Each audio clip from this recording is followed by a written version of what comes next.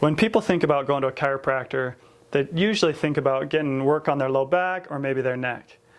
People don't always realize that chiropractors work on the whole body. One thing that in my office that I work on quite often is shoulder pain.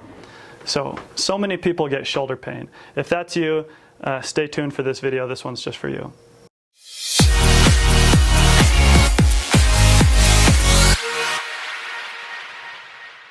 Shoulder pain is very common. There's lots of structures around the shoulder. You have your labrum, you have your rotator cuff, there's different muscles around there. Any or all of those can be injured.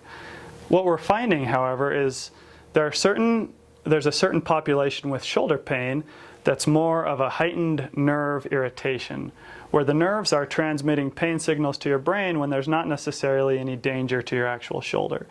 And there's an exercise that we can do that can hack into that, and for a lot of people it can decrease your pain in your shoulder.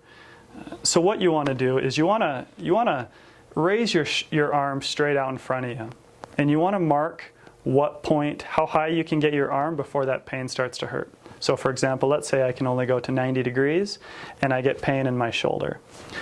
You want to work up to about 85 degrees, 80 degrees. And you're just going to bring your arm up. And you're not going to bring it up to the point to where it hurts, but you're just going to keep your arm moving in a pain-free range of motion.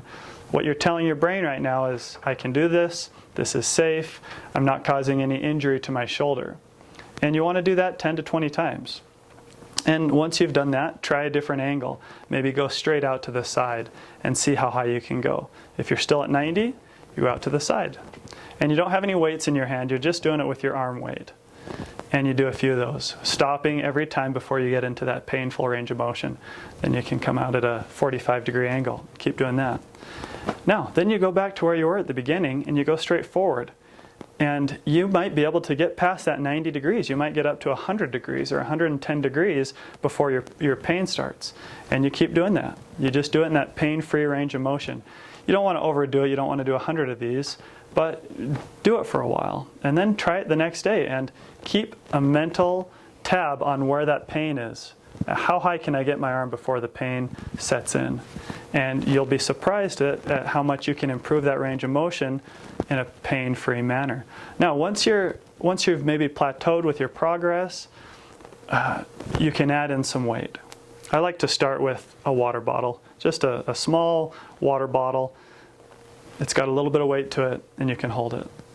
And you wait till that gets too easy. Once that's too easy, get a small weight. We're just strengthening the shoulder with all these different vectors that you can come out at. Straight in front of you, in the middle, straight out to the side. Once again, the main thing is you're just trying to stay in a pain-free range of motion. The more you can do that, it's going to smooth out that communication between your shoulder and your brain, and it's going to decrease those pain signals, and you're going to have more range of motion and less pain in your shoulder.